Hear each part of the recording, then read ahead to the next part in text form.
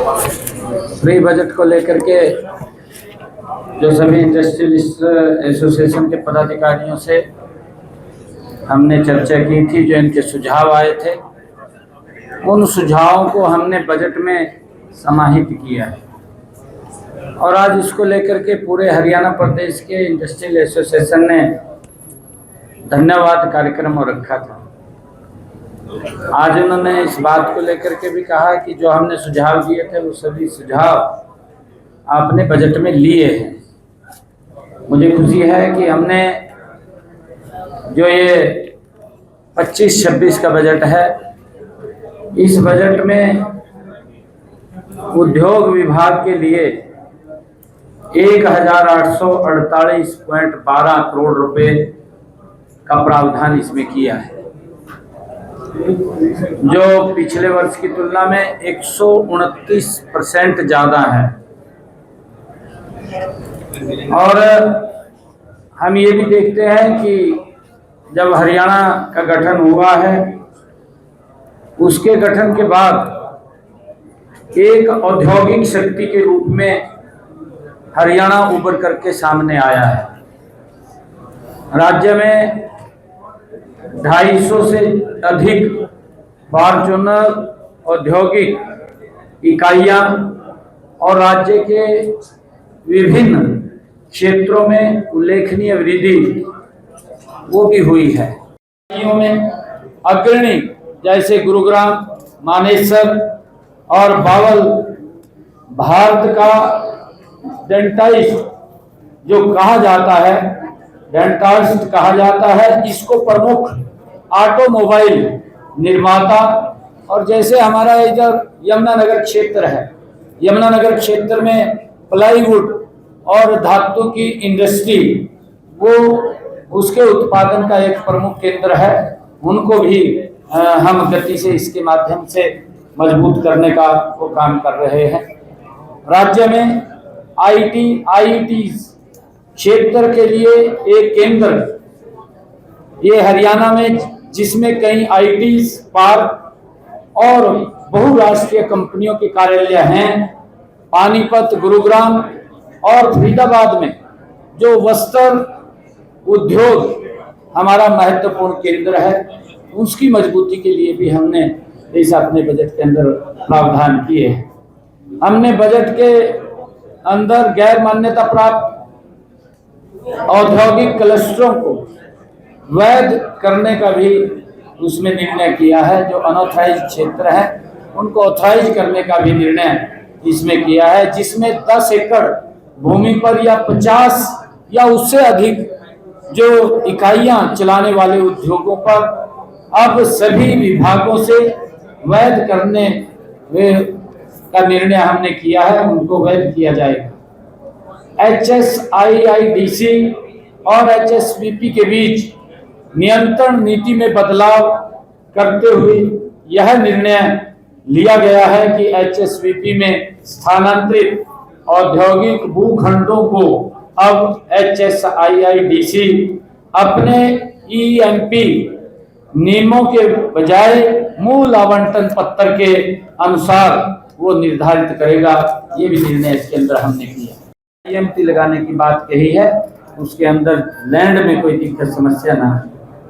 हमने श्रमिकों के लिए भी जो हमारे इंडस्ट्रियल जोन हैं, उन जोन के अंदर अटल किसान मजदूर कैंटीन, जिसका लाभ हमारे श्रमिकों को मिले, वो भी खोलने का निर्णय हमने किया है, ताकि श्रमिकों को पौष्टिक आहार मिले, ताकि इस विकास की गति में उनका भी महत्वपूर्ण भूमिका इसके अंदर हो। हमने ये भी कहा है कि हर औद्योगिक स्टेट में इंक्यूबेशन सेंटर्स स्थापित करने का भी हमने इसमें प्रावधान किया है।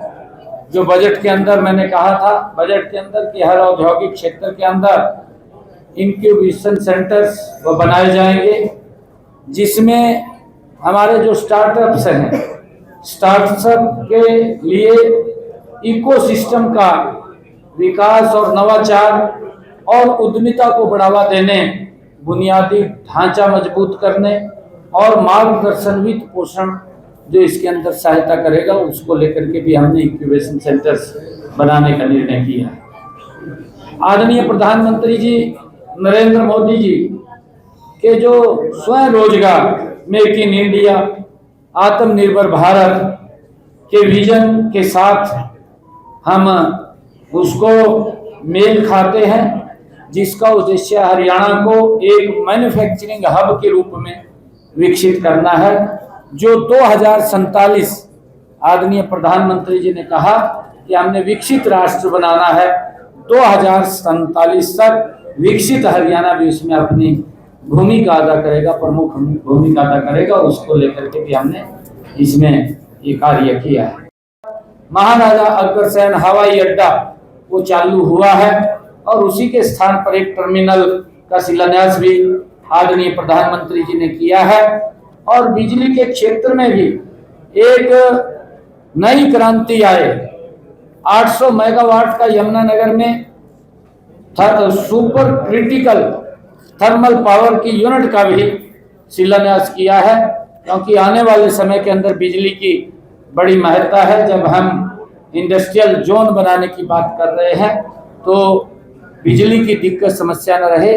800 मेगावाट का सुपर क्रिटिकल यूनिट का शिलान्यास आदरणीय प्रधानमंत्री जी ने किया, जो जल्दी ही वो इसमें शामिल हो जाएगा, उसका वर्किंग में आ जाएगा। और उसके साथ साथ और अन्य यूनिटों के ऊपर भी बिजली की यूनिट बढ़ाने के लिए हम विचार कर रहे हैं, ताकि जो 24 घंटे आज बिजली देने का काम अगर किसी ने किया तो इन 10 वर्षों में हमने इस 10 वर्षों की सरकार के अंदर किया है।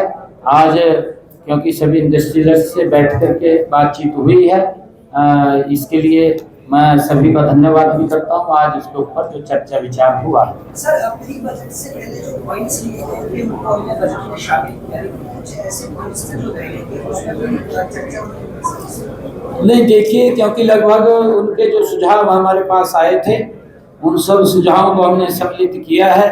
और जो कुछ उनके हमने कहा भी है, आज भी मैंने कहा है कि आपकी तरफ से जो पॉजिटिव सुझाव इसके हित में आएंगे, कि ताकि हम और इन्वेस्टर्स को कैसे यहाँ ला सके, कैसे इंडस्ट्री को और बढ़ा सके। क्योंकि इसके लिए एक हमें सबसे पहले तो रोड का इंफ्रास्ट्रक्चर बहुत जरूरी है, रोड के साथ साथ रेलवे की कनेक्टिविटी जरूरी है और एयर की कनेक्टिविटी जरूरी है। हरियाणा के लिए ये तीनों चीजें आदरणीय प्रधानमंत्री जी के नेतृत्व में हमारी डबल इंजन की सरकार ने इन 10 वर्षों के अंदर मजबूती से वो खड़ी की है। और आज अगर हरियाणा के अंदर रोड की कनेक्टिविटी की हम बात करें तो किसी भी कोने में अगर हम खड़े हों और हमने दिल्ली एयरपोर्ट पे पहुंचना है तो मात्र 2.5, 3 घंटे के अंदर हम पहुंच जाते हैं। ये रोड का इंफ्रास्ट्रक्चर हमारे यहाँ पर है। रेलवे की कनेक्टिविटी में भी बड़ा सुदृढ़ीकरण हुआ है। हरियाणा राज्य को मैन्युफैक्चरिंग, डिजाइनिंग और नवाचार का वैश्विक केंद्र बनाने के लिए विशेष प्रोत्साहन योजनाएं लागू की जाएंगी, जिससे कि इसको गति से आगे बढ़ाया जाए। नए 10 औद्योगिक मॉडल टाउनशिप IMT की स्थापना IMT खरखौदा की तर्ज पर की जाएगी। उसके लिए भी हमने पूरी रणनीति योजना बनाई है। राई, बावल और मानेसर जैसे औद्योगिक क्षेत्रों में श्रमिकों के लिए डॉर्मेट्रिक और सिंगल रूम हाउसिंग की व्यवस्था भी की जाएगी, जिससे श्रमिकों के जीवन स्तर में सुधार हो, उनको दिक्कत ना हो। मल्टी लेवल पार्किंग की सुविधा प्रत्येक औद्योगिक क्षेत्र में विकसित की जाएगी। पर्यावरण सुरक्षा को बढ़ावा देने के लिए MSME इकाइयों को retrofit emission control device RECD द्वारा हरित ईंधन जनरेटर पर वित्तीय सहायता दी जाएगी। ये भी निर्णय हमने किया है।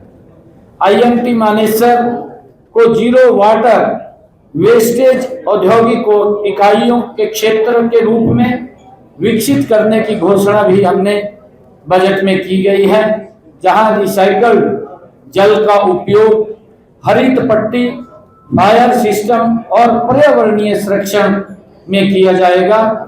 आपके माध्यम से मैं उद्योगों को यह आग्रह भी करना चाहता हूं कि हमारा मुख्यमंत्री आवास आम जन के लिए खुला है और जो हमारे इंडस्ट्रियलिस्ट हैं, मैंने उनके बीच में कहा भी है कि आपको अगर कोई समस्या दिक्कत आती है तो हम उसको तुरंत सुनने के लिए, उसका समाधान निकालने के लिए तत्पर हैं।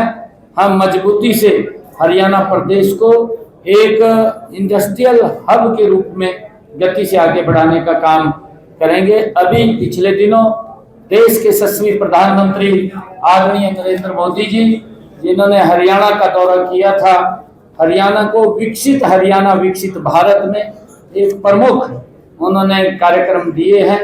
हमारा हिसार के अंदर फ्लिपकार्ट भी बड़ा जोन एक यहाँ पर लगा रहा है। सर, काफी इंडस्ट्रीज शहर के अंदर अभी भी बसी हुई है।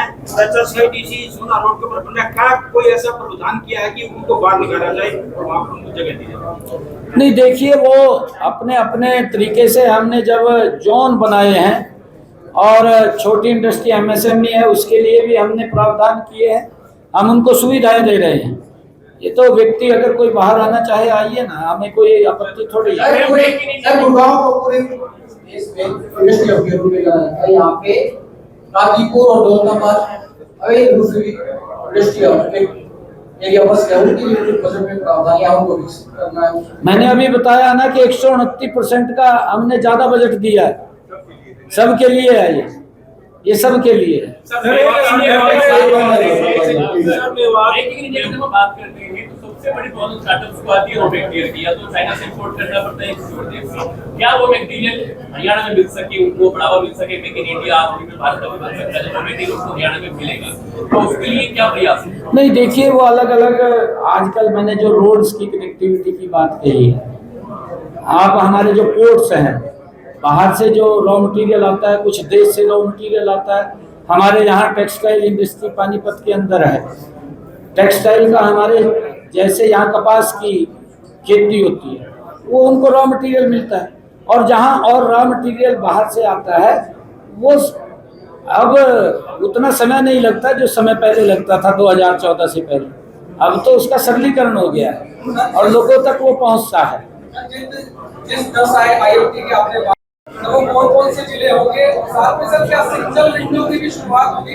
कि अक्सर देखते हैं कि कोई इंडस्ट्री लगती है तो फिर हर विभाग से LOC लगती है। नहीं, देखिए, उसके सिंगल विंडो ऐसा बनाया जाएगा कि ताकि ये सिंगल विंडो के सारी व्यवस्था, उसके लिए हमने ये किया है कि जो विभाग, हमारे 40 विभागों को, उनकी लगभग 150 के करीब जो सुविधाएं हैं उनको single window system, single roof system, उसके माध्यम से देने का हम काम कर रहे हैं, जिसका लाभ भी हमारे जो इंडस्ट्रियलिस्ट हैं वो ले रहे हैं।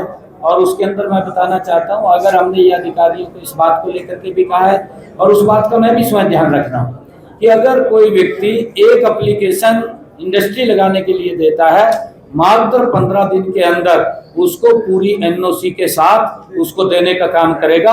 अगर उसका कोई ऑब्जेक्शन लगता है, उसके कागजों में कमी है, तो मैक्सिमम 30 दिन का समय हमने रखा है। 30 दिन के अंदर उसको ठीक करके उसको NOC देने का काम हमारी सरकार उसको केंद्र सरकार और सरकार की योजना की रैपिड रेल ट्रांजिशन जो कि मेरठ गई, लेकिन एक जीटी कंगना रोड, एक दक्षिण हरियाणा को लेकर के DPR तैयार था। ये कहा जा रहा था कि दिल्ली में जो केजरीवाल सरकार की वो नहीं दे रही, जिस कारण से वो अटका हुआ था। अब क्या उम्मीद करें, दिल्ली में भी भाजपा की सरकार है और अभी एक रोड जीटी कंगना रोड उधर दक्षिण हरियाणा का, उसकी बेहतरीन योजना है, DPR है। आप कब तक? DPR नहीं, उसका मैं भूमि पूजन करने वाला हूँ जल्दी, और इधर भी उसका काम चालू हो गया। करनाल की तरफ, अगर टोटली की तरफ जाएंगे, IITC जिसके जल्दी ही वो भी उस साइड में काम चालू होगा, और इधर हम भूमि पूजन कर रहे हैं मेट्रो का, जिससे कि लोगों को इसका लाभ मिले। दिल्ली से NOC अब आ चुकी है क्या? माने दिल्ली ये कहा जाता है केजरीवाल सरकार NOC नहीं दे रही थी, मेट्रो उस कारण से अटका हुआ था ये काम। नहीं, देखिए, डबल इंजन सरकार का फर्क पड़ता है, कोई किंतु परंतु नहीं रहता, और ये काम गति से अब होंगे। सब काम होंगे। हरियाणा में ट्रिपल इंजन है।